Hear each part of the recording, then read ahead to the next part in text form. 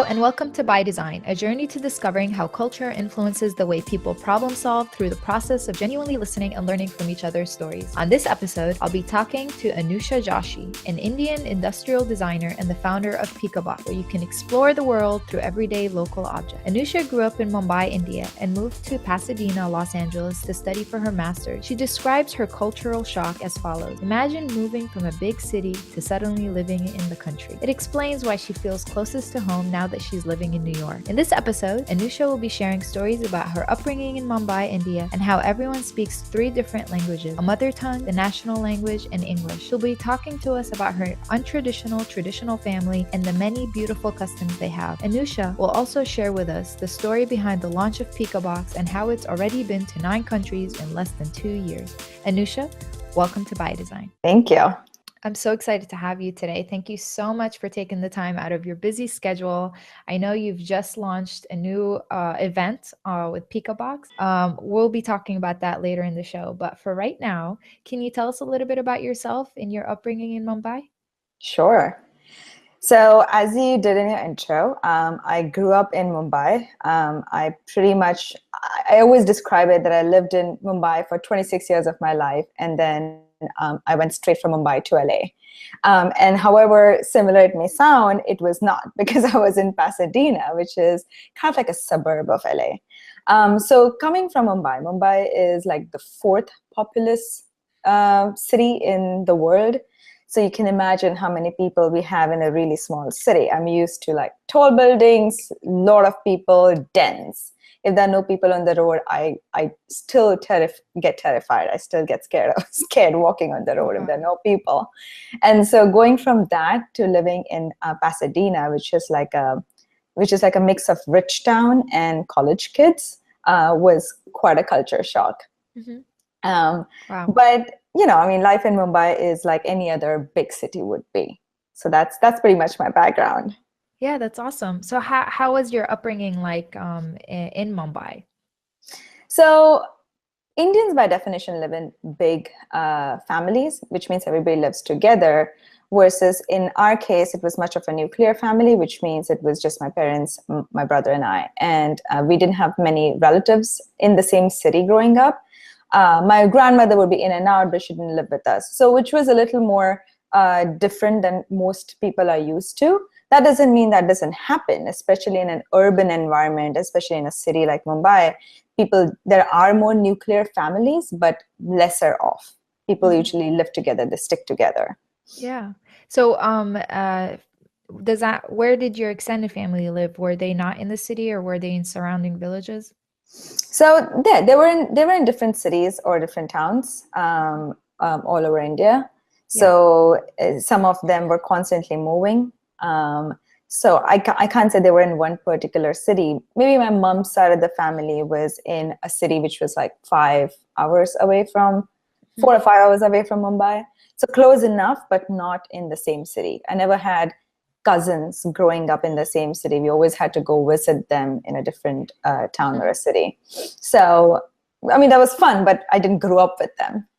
Yeah, no, I know what you mean, because I actually grew up in Jordan. All of my cousins grew up in New York. So it was we had a lot of like cultural differences. Sometimes they were more I don't want to say backwards, but the families held on to the original traditions and culture more than when like our side of the family who lived in Jordan, who kind of evolved, So I'm curious to see if that was the case for you. In some way. I feel in general, since you talked about New York or, being in a different country, I feel like either family who has moved away from my country and has been here, or even now myself that I've been away from my own country for so long, you hold on to traditions more because you're not naturally surrounded by it. It's not just there. If it's just around you, maybe you don't value it, or it's just you don't see the differences. But when you don't have it, you suddenly start integrating it more in your life. And I definitely feel that happening moving away from the country. But in my case, everybody was still in the same country. Nobody was out of the country. And India and Indians by definition they can't escape their Indianness and they're just Oh, in no it. way. So Yeah. there is little of moving away from traditions. I mean, as the country evolves, because like most countries anywhere, they're emulating the West in some way, and so it's the same case with India. Yeah, They that's so always, true. right? Yeah, it was always emulating the America, or the other, as first world countries, as you would call. And so there were always that emulation of what's going on in other countries, and so you could see the westernization and integration, but with a mix. It was always with a twist, because there were, yes, we would do that, but then we had enough of our own quirks and enough of our Indianness to go with it. So there was always like a mix. It's a mixed pot of everything. It's westernized with an Indian flair. I love Yeah, exactly. it. We gotta add spice to everything, right? Yeah, I love that. That's so cute. So talk to me a little bit about, your nuclear family and how possibly that kind of opened up different opportunities for you that maybe someone else might not have, living in more of a, what's a different type of family? So you have Like a joint nuclear family. families. A Yeah, joint. like a joint family. Yes. I mean, I think there. I'm not sure if one is better than the other. I mean, there are advantages of being in a joint family. I think as a child growing up, I was envious of the families that live together, because I'm like, oh, what do you mean you have like 6 brothers and sisters and like so many people, so many kids to play with, and they're all your cousins and you live under one roof. And I was envious of that growing up. So I'm not sure it's a good or bad thing. It's just different sides to spectrums. Being a nuclear family, obviously it was the influence on me was only of my parents, which meant that what they they imbibed on me was what I knew, or like what they told me, or what they grew me up with was my culture. So versus say in your nuclear family, in a joint family, when you have grandparents and uncles and aunts and other cousins, it's a lot more influences. There are a lot more people to learn from. So in my case, it was very different, and maybe a little more westernized. Yeah. I mean, I'm not, again, I don't think if that was the reason of my opportunities. I think I owe my parents for the opportunities. And we talked about this in our casual conversation earlier, but in India, it's all about the education. It's all about the higher education from childhood, especially if you're a middle class, lower middle class to higher middle class. If you're a middle class family, the value of education is very, very high. And not even just that, but the idea that education will give you opportunities in life is very high, which is why it's so easy that you will find an Indian doing masters and PhDs, and it's very normal. It's like, of course you have to do higher studies. Of course you have to study more, because that will open doors for you. So rather than nuclear family, I think that education of Indian families and Indian parents about education being extremely high was always ingrained in me, and probably why it got me even here to this country. I came here for my master's, and it was that ideology that of course I have to study more, and of course I have to go one step further than what my parents had, or what they have given me, or the opportunities that they are allowing me to take. Yeah, I love that because similar to like Indian culture, the Middle Eastern culture also kind of have not joint families, but kind of multiple generation families. So you might live with your grandma and your uncles and your aunts if they're single still, So I was also envious of not having my cousins around me. I was the oldest girl in the whole family, and then the next girl that was born after me was my sister, but she was mentally disabled, so the like our connection wasn't that close, and we'd play and everything, but it was hard to kind of communicate with her, and she needed a lot more attention that I couldn't provide her as someone who was just a year older than her when I was a child, right? Absolutely. So the younger the oldest girl after her was 5 years younger than I was. So I always felt like a lonely child between even all my cousins. And then on top of that, they were all living in America. So like even when they come to visit, like they're all children compared to me. So I completely understand where you're coming from. And then I love now how my children, they have their grandma all the time, and then they got to really spend more time with their great grandma, which I had a great Wow. grandma growing up, yeah, but I didn't really get to know her as well. Like I got to meet her, I remember her and all of that, but she passed away. Even though she passed away when I was like around like 9 or 10, you would think that that's enough time for me to kind of really get to know her, but I didn't, because we didn't live together. She lived in a whole nother country. So I see how my kids are growing up, and I love the relationship that they have with their cousins and their grandparents, and it's just beautiful, even though they don't live with us. But the fact that they can come here and live with us for a portion of their time, you know, like months at a time, which is great. Yeah. Yeah. So I like that you were mentioning the education part and that influence and how Mhm. it's engraved in you. And that's also very similar. And I think it's because not everybody understands the value of education. And even though nowadays you can get a job without having a degree, but what people don't understand, it's not about the degree, it's about becoming like rounded, you know, knowledgeably rounded, and becoming an educated in life as well. So the opportunities that were provided to me, and obviously, you know, you, when you go to college, is interacting with different people from Yeah. all over the world, you know. So Absolutely. I think that's beautiful. Yeah. Um, let's go back to Mumbai. So, can you talk to me a little bit about how the culture in Mumbai might be a little bit different from the surrounding cities? Yeah. I mean, Mumbai, if you think about it, it's like it is what New York is to US, Mumbai is to India. Hmm. So it is a very, very dense city. It's a melting pot of all cultures. And when I say all cultures, they're not necessarily international. Now they are international, but growing up, it was just different people from all over India. It is where economy is. It is where people move for jobs. It is where Bollywood is. So it's Oh kind my of like God, yeah. yeah. So it's a hub. It's a hub for everything. It's a heartbeat for India. So Mumbai is, in literal sense, a melting pot of everything, which means yes, there is the Western kind of culture that you see more of, but then you also see people from all over the country coming there for opportunities.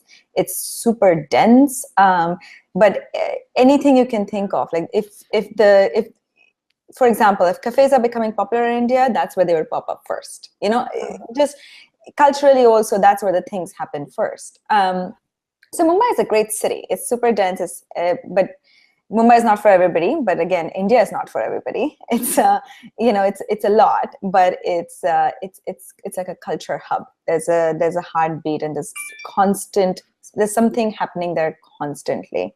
Mhm. And living within that, everything else feels a little boring. No way. Oh my God. I mean, can you imagine? I mean, that's why, as you said, and you said that in the intro so well, but yes, like New York does feel the closest to home because I'm used to lots of things happening, like, or there's something happening at all times. And not having that sometimes feels weird. At first it feels weird. I mean, then you get used to other things, and every part has something beautiful to enjoy. But it's, like having that pulse nonstop of something happening, it's a drug. You get used to it. Yeah, no, oh my God, that sounds so similar to my experience when I moved from Amman, Jordan, which Amman is the capital, and then Mhm. came to Orlando, Florida. Yeah, I can see that. Oh my God. Like, the fact that, restaurants closed at 10 o'clock at night. I know. What closes at 10 o'clock? What's happening? We used to go out at 2, 3 o'clock in the morning just to have ice cream, you know? So Yeah, it's crazy to me that everything closes at 10 absolutely. o'clock. Everything. Like even now in San Diego, that's very similar, you know. But what I like about San Diego, people are outdoorsy. They do things during the day, Yes. you know, Yes, and the weather helps, of course. of course. That's why I said, I Yeah. mean, every place has something beautiful to offer. Like going to that culture shock, suddenly you realize, oh my God, but California is beautiful. And hey, you can just go for a hike in your backyard. I know, What? yeah. Is that Yeah. even a lifestyle? Like people, so everything has its ups and downs, everything has its something special. So yeah. Yeah. That's lovely. So, how did you make the transition from California across the coast to New York? It just happened. I mean, I mean, I came here for master's, and then once I graduated, I got my first job in Austin, Texas. So I moved to Austin, Texas. And when you're young, you're a hustler. You move where you opportunities are. And there was nothing binding me down. I wasn't married, and so I'm like, sure, what's next? I love So that. That's beautiful. yeah, so one thing led to another. My brother was in New York, so I came to visit him. And when you go to a new place, you, especially being an immigrant in this country, you're always networking. You're always trying to find opportunities. Like, you are here by opportunity, so you want to make the best of this opportunity, right? This is not something. It's not given to you on a silver plate. You have kind of come a long way to be Yeah, here.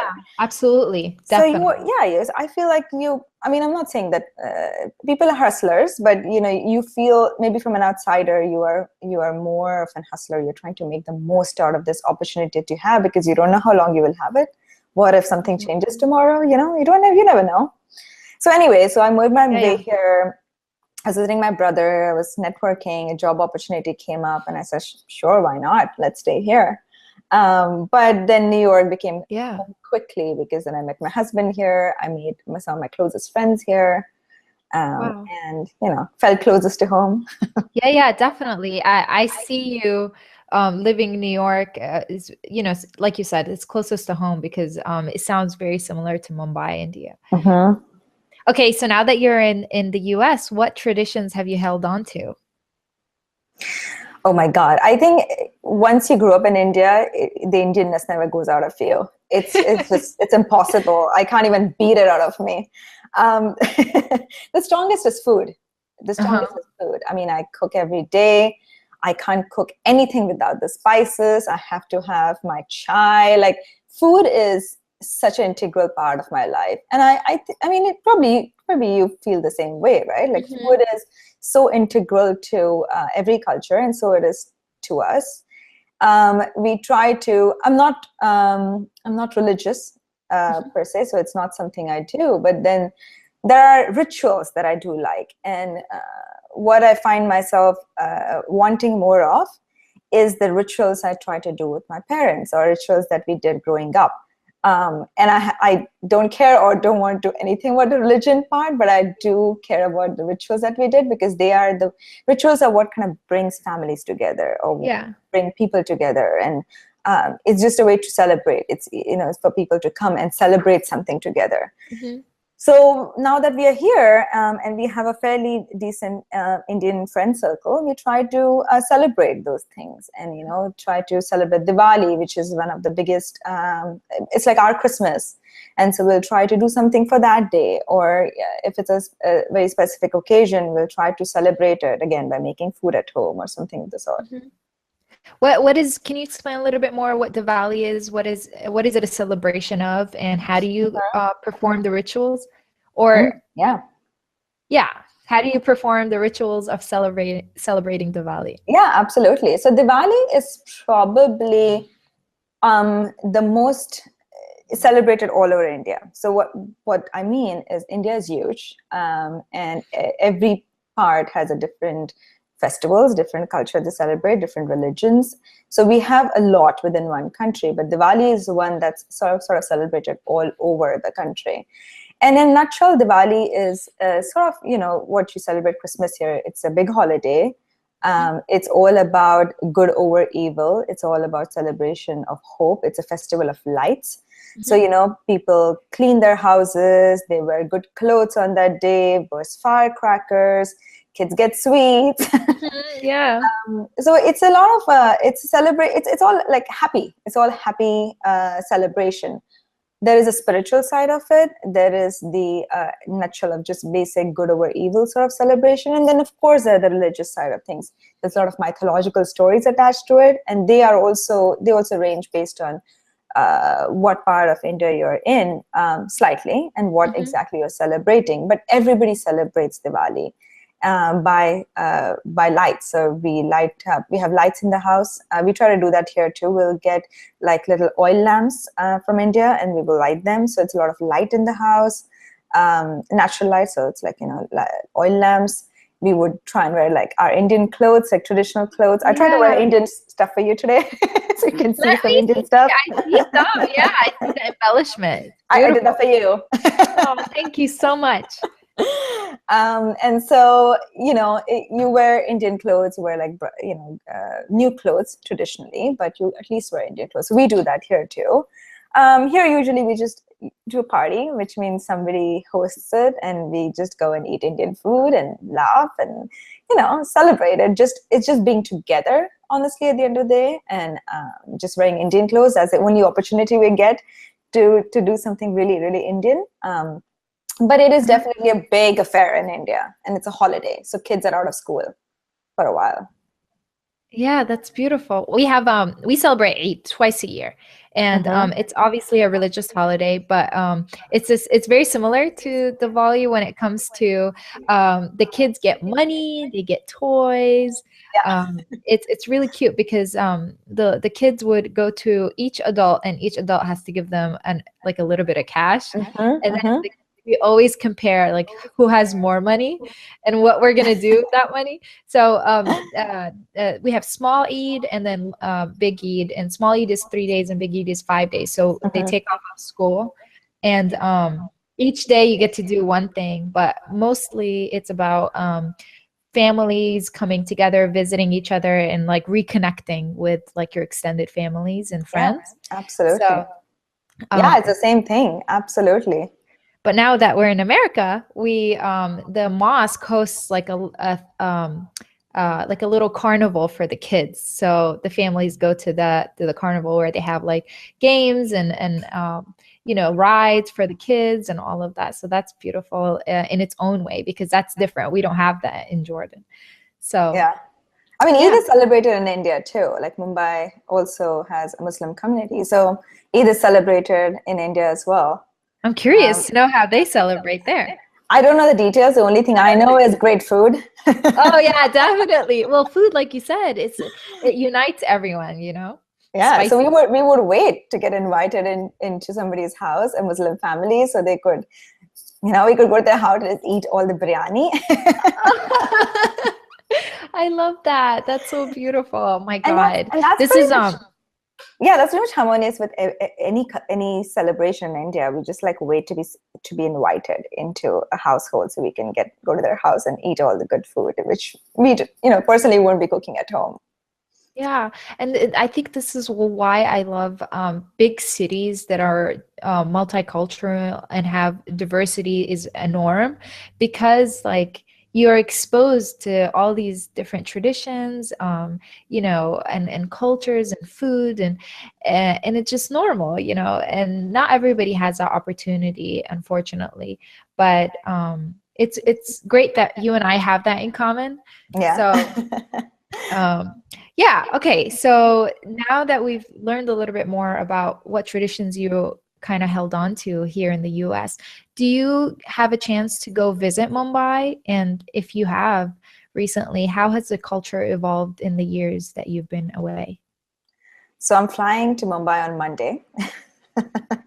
I saw that, that Pika now is going there. So Pika now is going there. I'm hosting it.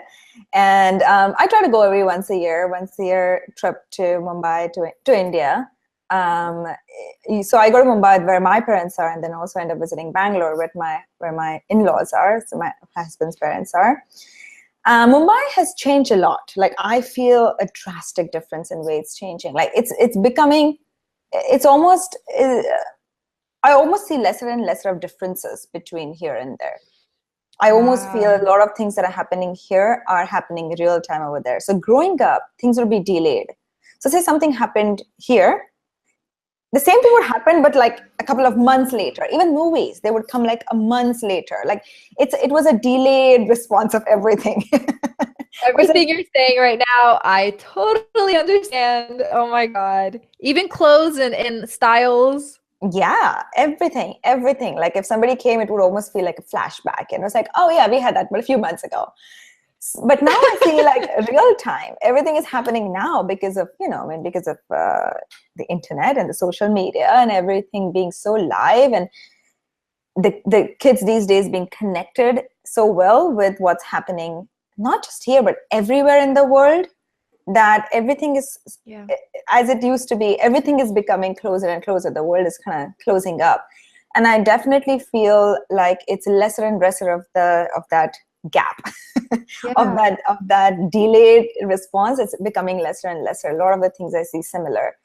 It's just as expensive. Like, as growing up, things used to be cheap, and I mean, it still is. I'm not saying that it's not, but as a city, it's becoming more and more like being in New York. I feel a lot of new things are happening. There are a lot of, the way people think is changing quite a bit. And it's not a bad thing. It's just that the gap is closing up and everything is becoming similar worldwide. Yeah. Wow. How does that make you feel? I mean, so, I was traveling for a whole of last year, right? So, which means I was just in a new country every month. And over time, you feel as if you are, especially growing up in a different country, having lived in another country, you sort of think of yourself as a global citizen. You kind of start relating yourself to not this country or that country. I mean, you can't beat Indianness out of me, and now New York is my home. So here is where I've set my home to be. So in some way, these two are my pillars. But in general, I'm a global citizen. Everything about me is more global. And so the more and more everything gets global and everybody starts becoming as one, it's a great feeling, because I associate myself to be that. And although the gaps are narrowing and although things are becoming closer, everybody still has something very interesting to celebrate. So whether it be that culture, that food, or wherever they come from, there's a celebration of what they already have, which is great. And so it's closing up, but it's not like it's disappearing. It's kind of keeping what it has that needs to be celebrated, but it's just closing gaps into things which they're great to be closed. I love that because I've been hearing the term global citizen a lot. Yeah. And the more I hear it, the more I associate with it. Yeah. And I really think that it's very important to kind of travel and put yourself in a place that you're uncomfortable and realize that there's so much more out there. And all of a sudden, once you start interacting with different people from different cultures and different, countries, you start to learn to actually listen positively to them and their stories and not be so on the offense, So Right. I think it's something that hopefully more and more people will start to do in the future. And then all of a sudden we all become global citizens, which is very interesting. Yeah. Yeah. So can you tell us a little bit about what misconceptions do you think people have about the Indian culture that you want to bring awareness to? Yeah, absolutely. So, I mean, I think the biggest misconception that probably people have is what is the most celebrated out of India is the customs or everything to do with the north of India. And so when somebody tells me, oh, I love Indian food, in my head, I have to realize that they have probably had only one type of Indian food, which is the north of India food. And a lot of times I have to explain people like, that India is is a big country, and every part of India has different Mm-hmm. food. We have 22 languages. We have like over 1,000 languages spoken.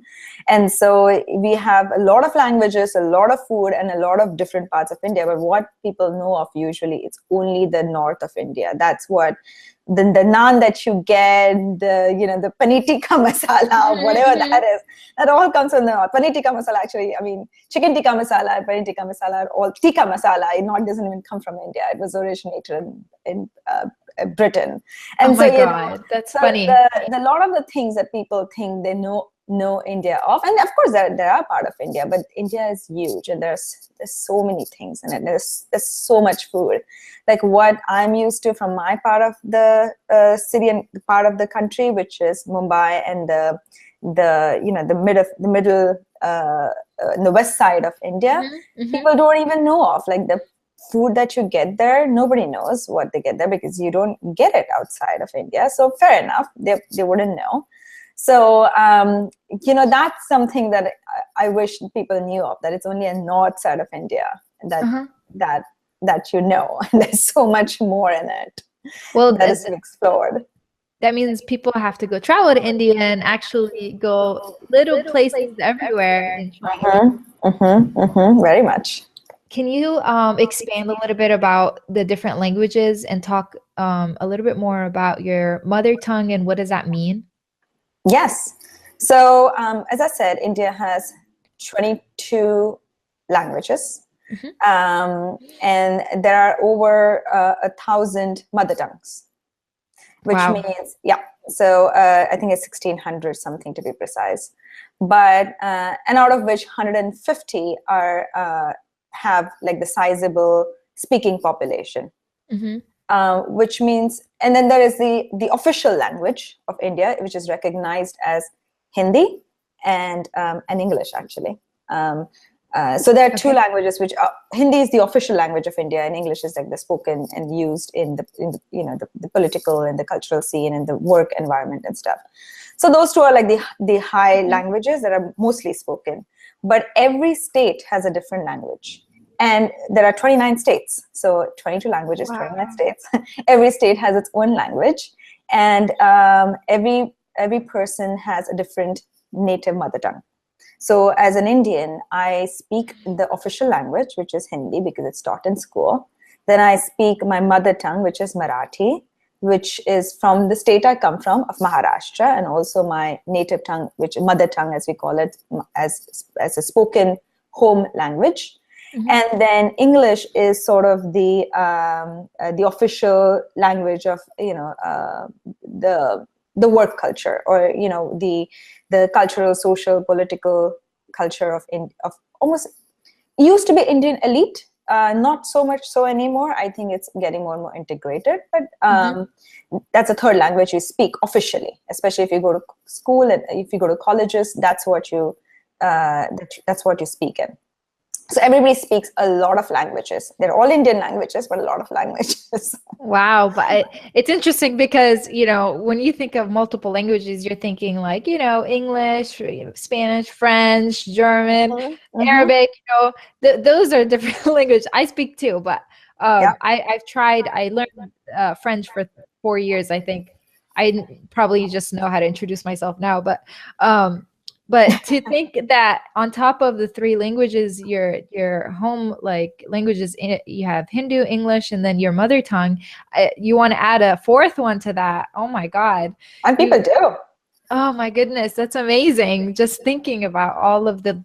I feel like there's freedom in being able to express yourself in whatever language, even like in music or arts. Like there's so much freedom in being to express yourself like that. So, do you speak anything other than English and Hindu and your mother tongue? I think my brain can't take any more languages. I did study French in school too, but I would not try to speak that to anybody anymore. I tried to pick up Spanish because I was in South America for 4 months, and I still am terrible at it. And so, I think my brain just can't take any more languages. It's just like, this is it. This is it for you. I can't blame you at all. I mean, two, and I can barely keep up, you know? That's amazing, but good for you. Can you talk to me a little bit about, your husband? Does he speak your mother language? Yes, he does. And coincidentally, it was, Yeah. yeah, he does. So he comes, we met in New York, but he comes, his family is also from the same city or same state as my family is. And they're also from the same city that my family is from. So we do speak the same mother tongue, but he grew up in a different city. He grew up in Bangalore, which is another big city. It's like the IT city of India. And so it's further south. And so he grew up in south in a different state. So he actually speaks even more languages than I do. Wow. Because, you study the state language in school. And so he speaks Kannada, which is the state language, which he had to study in school. But we have the same mother tongue. So we speak the same language to our parents, because mother tongue is what you speak to your parents. And for the most part, people, that's one language you definitely hold on to, because that's what families speak within themselves. Wow. I'm struggling with my kids and teaching them Arabic because my husband and I speak to each other in English.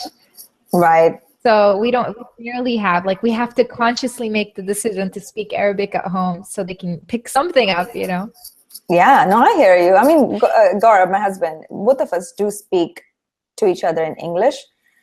Because for the most part, we studied in English, we talked to our friends in English, we were friends before, so we talked to each other in English, and we think in English. So for the most part, like if I'm fighting, I will probably fight in English. And That's so, funny. that definitely is the first language. But more and more, I try to find a way to speak our own mother tongue. And usually it happens when we're, trying to talk about somebody else that we want to talk about. Oh my God. Is that a quick switch? Oh my God. No, I completely understand. It's so funny because we do the same thing, which is so bad because in our religion, you're not supposed to do that. But like basically, if you're with three people and two of them speak one language and the third person doesn't understand that language, religiously, you're not supposed to speak your language and make them feel uncomfortable. But if you're in a crowd, it's okay. And my husband and I, when we're in a crowd, we do practice that because, but I found that because you feel like, nobody's listening, you say things that you shouldn't say. And then if somebody understands you walking by, you're like, oh shit, I should have said that. Yeah, absolutely. Yeah. Oh my God. Okay, so what advice can you give people who are interacting with others from different cultures? I think just being open, just be on the receiving end rather than imposing your misconceptions or inhibitions or whatever, or your judgments, especially if it's a different culture.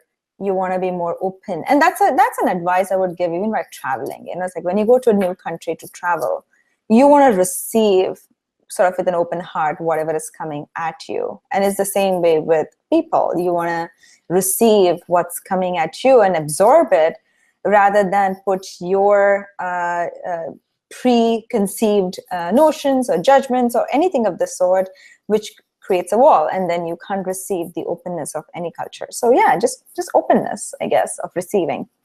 Yeah, I like that. I speak a lot about listening positively and listening without feeling like you have to defend yourself, because that's definitely something that I've noticed when I moved to America is a lot of people are on the defense always. So whenever you're talking about your culture or you're talking about yourself, for some reason people think that you're trying to judge them, even though you're not. You're just telling a story. So I feel like it's important that you listen positively, just receive without feeling the need that you have to give. Yeah, So absolutely. yeah, excellent advice. You had to practice that because you went on remote year. Can you talk a little bit about what remote year is Mhm. and what you experienced and how did that experience influence your life? Oh, drastically. So about 2 years ago, and I'll give you a little bit of a fun story of it. But 2 years ago, my husband comes home. Well, more than 2 years ago. 2 years ago, when we left for remote year. But he comes home and he's like, "Look at this thing I found. We should sign up for it." All it was a web page that said "travel anywhere for 12 months." Work from anywhere or something of the sort. I even forget the terminology. And it was just like a web page, nothing else, not much. And in my head, I'm like, who will do that? And I was like, sure, but I'll sign up, whatever. And so signed up for it. What it was Tremotier was a startup. It was by then it was just starting up, and their hypothesis is that in today's day and age, if you don't have to travel or work. You can travel and work at the same time, as long as you have Wi-Fi, as long as technology, and as long as you can take your work with you.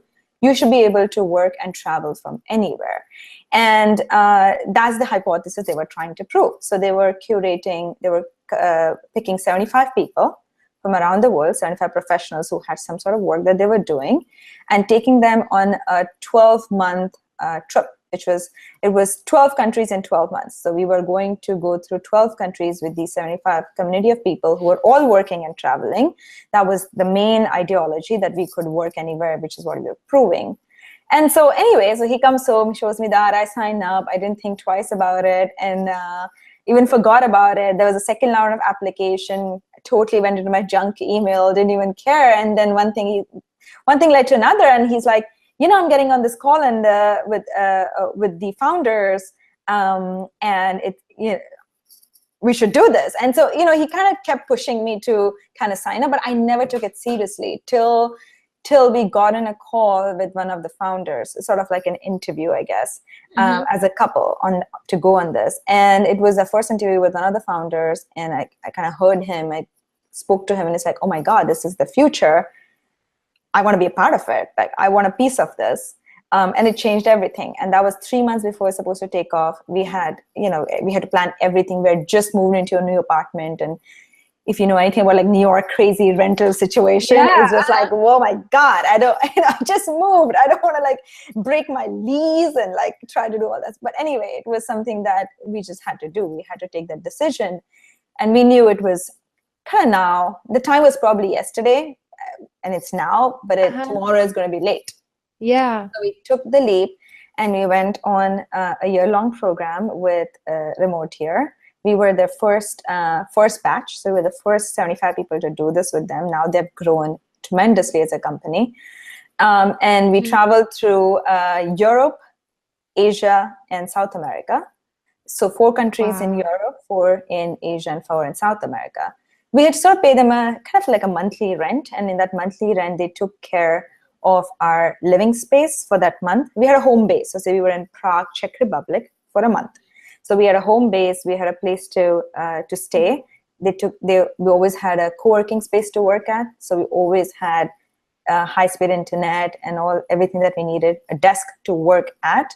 And they always took care of our travel to the next city. And the ideology, again, of this is they took care of all the logistics, everything that takes time. And all we had to concentrate on is on our work and our lives. Like, what do we want to get the most out of this travel program?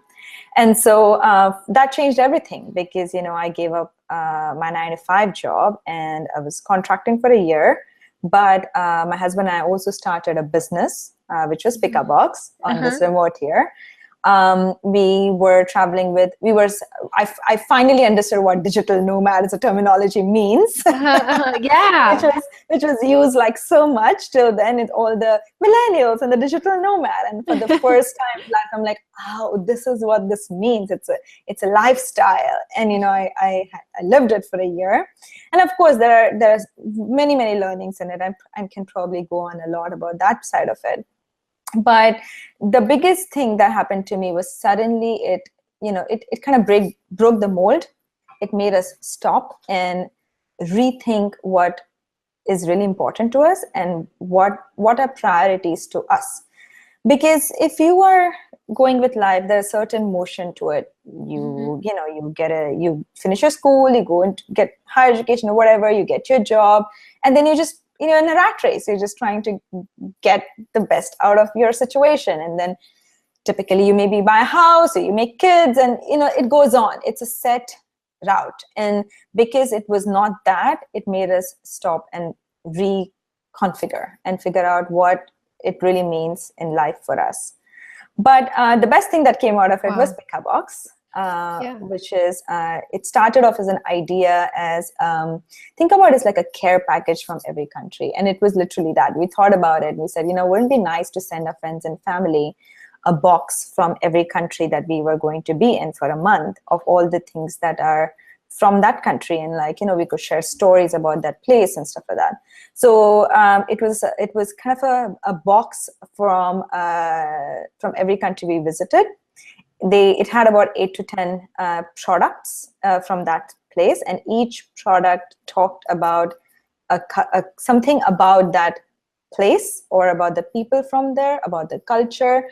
And it's all about trying to learn about a country through the products, that everyday local products that people use, and learn a little bit more. You go to a place, you see the monuments, you see all the souvenirs that are out there, but you rarely kind of go beyond that, that's displayed for you in a certain way.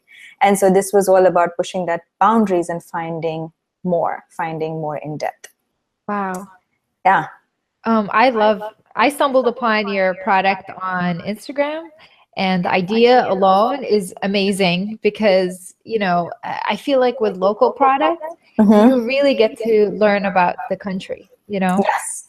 And I also like that there's always a story behind each product. And Mm-hmm. you focus on that. Like, what is this product used for? How did it come about?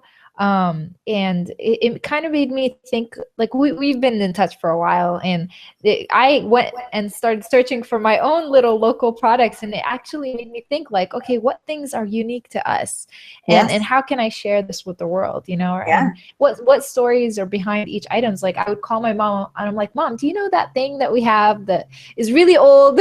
How did that come about? So it's very beautiful. I love that. And the fact that you started a whole company about educating people, kind of through like their day-to-day items, like about different cultures and different countries. I think is very smart. So kudos to you and your husband for coming up with such a great idea. Thank And you. now that's evolved to something else, right? So now you have Pika now. Can you talk a little bit about that? Yeah, for sure. So PikkaBox is still there. PikkaBox, we still do boxes, but we do them only seasonal. So we will do Mhm. PikkaBoxes by the end of the year.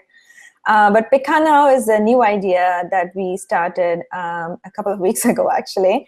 And it's a 12-hour shop. It's all about shopping real time. Mhm.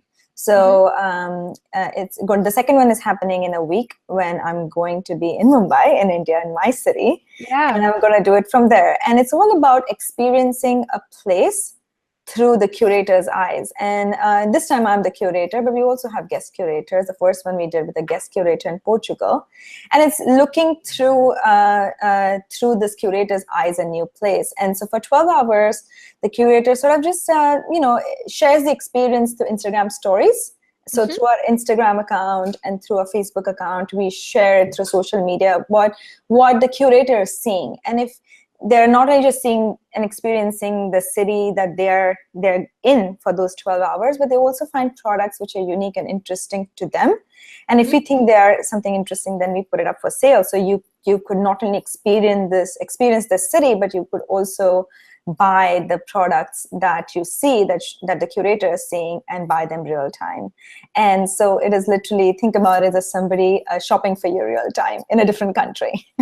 Yeah, So it's you just redefine the personal shopper experience, which is amazing. yeah. Yeah, exactly.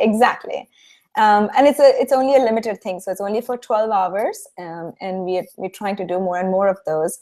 So we have a couple more lined up, but the next one is in a week in Mumbai, in India.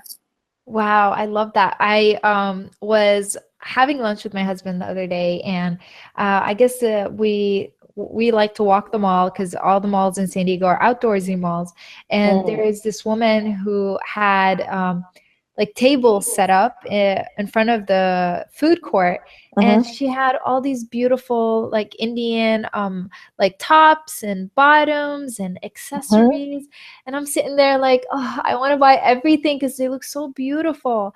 You know, Yeah. we in my culture, for our 3-day weddings, we actually wear a traditional Indian outfit Hmm. because for us it's different and unique, you know. So when a bride wants to kind of like be different or unique, Yeah. she'll buy an Indian outfit and kind of customize it differently, you know. So it might Oh, not look the same. wow. Yeah. So we alter it to kind of like fit our traditions. It's That's really interesting. fascinating. I had no Yeah. idea. That's amazing. Who Yeah. knew? Well, see, I'll probably send you pictures maybe Yes, next I would time. love to. I would love Yeah. to see this. What should I Google for? What if I should I say Jordanian Indian wedding outfits? Would that show me what's It's happening not there? Jordanian. It's actually unique to my village in Oh, you need Palestine. to know village. Yeah, so it's I don't know if there's any pictures online except like private like family pictures, but I didn't practice it for my wedding, but I know a few girls who have, and if it does happen, because I'm going to travel and my brother's getting married, Mm-hmm. and I don't think my sister-in-law, well, his soon-to-be wife is doing that for her wedding, but if someone else in our village does it, I'll make sure to take a picture and send it to you so you can see. Absolutely. That's fascinating. Yeah, thank you. But do you see how like different things travel without like I they travel know. across countries, and my small little village like does that, you know? Yeah. Um The world so is much smaller than we think it is, exactly. right? Exactly. You have no idea. Okay, so I know that you are you have an industrial designer Mhm. background. Do you Yeah. how did that influence the creation of PikkaBox in some way? I mean, I think being a designer definitely influenced that. So I was an architect before I studied industrial design. So I've always, been in the creative fields of things, and definitely. And my husband is also a designer. He's an interaction designer. So both of us are come from are designers, and I think definitely being creative was something that added to this. I mean, just the fact that we said, hey, wouldn't it be cool to send our friends and family a box, meant that we know that our families value the things that we curate or the things that we like. And it still is like, I'm the only designer in my immediate family. And so everybody values what I think. And it's like, oh, but so there's definitely that aspect to it, knowing that our families value what we have to curate or tell the story or find stuff, definitely acted into this whole idea. It's like, well, if our friends and family might be interested in what we have to find, maybe there may be other people who might like what we want to showcase or we want to show or curate. Wow. What does Pika mean? So it's Pikka, double Ka. It always gets mistaken for like pick, like Pick. Anyway, so Pikka is a fictional character from Pikka Bird, actually to be precise. It's a fictional character from my favorite book, which is Hitchhiker's Guide to Galaxy, which where all my ideas come Wow. from. And I think it's probably its fifth book or something. And Pika Bird is written as this character, as somebody who completely is from the planet of Lamuela, and is completely unfazed by spaceship landing or something like big, but gets very excited with everyday things like the sun rising or the leaf falling on the stone, and is very excited with everyday natural things, but is completely unfazed by something as big as a spaceship landing on the planet of Lamuela. And I thought that was a fascinating characterization of somebody, which is what we are trying to do. We are trying to find those everyday mundane objects that get unnoticed, that you wouldn't even notice if you went to a different country, or even you wouldn't notice if you are from that own country or from that culture, because they are so embedded and so ingrained in every day that they go unnoticed.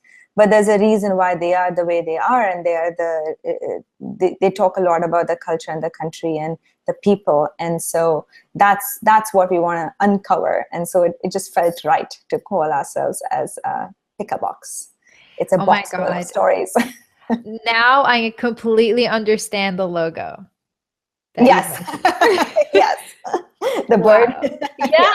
Oh my God. It makes so much more sense now. Yeah, I love Yes. that. Yes. Oh, okay. So, what advice can you give someone who's looking to start their own culturally diverse business? That's a hard one. Only because it's it's about just starting a business. It's about what is the most important to you and what are you trying to share.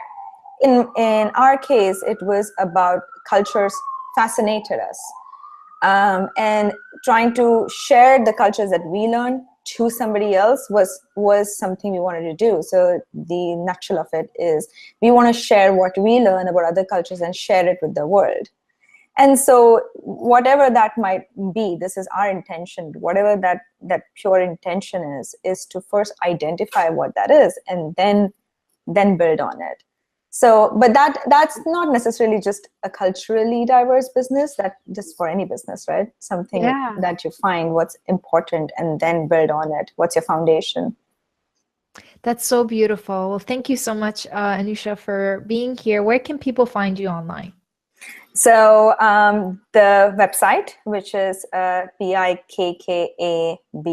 so PikkaBox.com. We're also on Instagram. That's where most action happens, on Instagram and Instagram stories. Pikka Now is on Instagram, and of course Facebook. So or social media, I would say. Thank you, Anusha, for sharing your story with us today. It's been wonderful learning more about your heritage, tradition, and culture. To learn more about Anusha, visit PikkaBox.com and follow her on Twitter, Instagram, and Facebook at PikkaBox. Please visit hitbydesign.com/10 to watch today's episode, video recording, show notes, and extra. I want to encourage you to listen positively, because when people talk about their culture, it usually involves very intimate aspects of their life. It's an honor to be invited into their safe space, and it becomes your responsibility to protect and uphold the integrity of their stories. I'd love to thank you for joining me, and remember, your normal is weird to people who don't understand you, but your weird is what makes you special. So embrace your weird and spread to others the love and acceptance you want to gain. Until next time, I'm your host, Hiba, and you've been listening to By Design.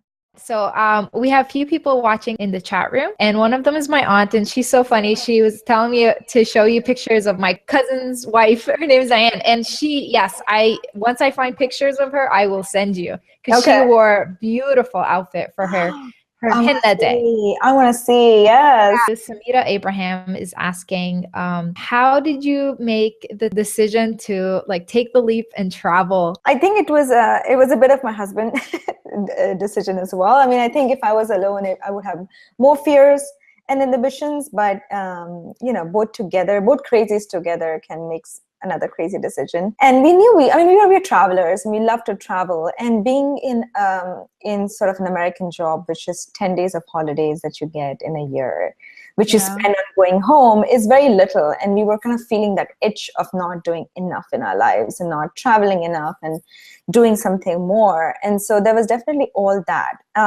It was a bit of a leap of faith of just saying to each other, you know what, we'll be fine. We're going to be okay. And we had to do a lot of pre-planning. Of course, everything was pre-planned, like what work we're going to do, how are we going to live, how are we going to survive, where the money coming from. Everything had to be pre-planned. But it was about taking that leap of faith in ourselves to say, you know what, we're going to be okay. This is our priority. And it's not for everybody, right? It's not something that everybody wants to do. But we knew that we wanted to travel and we wanted to do something new.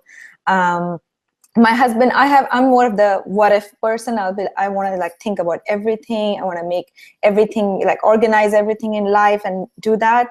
Versus my husband is more like, oh, we'll figure it out. Let's just do this. We'll be fine.